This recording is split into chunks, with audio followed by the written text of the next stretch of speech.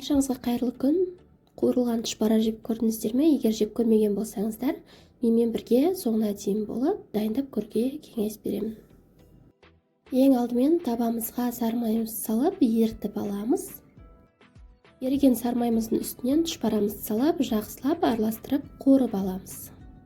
Дәміне қарай тұзымызды, қара бұрышымызды және паприкамызды қосамыз. Барлығын жақсылап араластырып, шамамен 7 минуттай қуыратын боламыз. Қазақша рецептердің дамуына азда болса өз үлестеріңізді қосып, арнама тіркелмеген болсаңыздар тіркеліп, лайк басып, өз ойларыңызбен бөлісе отырыңыздар. Егер арнам ұнаған болса, достарыңызбен, жақындарыңызбен бөлісуді ұмытпаңыздар.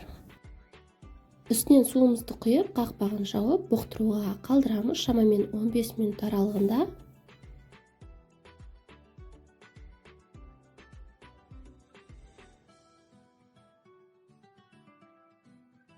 Қуырылған тұшпарамыз дайын болды. Енді қалауларыңыз бойынша үстінен сыр қоссаңыздар болады. Сырмен дәмі өте ерекше болып шығады және үстінен аз көк қосыңыздар. Өте ерекше дәм береді. Егер үйлеріңізде сыр болмаса, қоспай қойсаңыздар болады. Қақпағын жауып 5 минутқа қалдырамыз. Осымен біздің тағамыз дайын. Міндетті түрде жасап көруге кеңес беремін.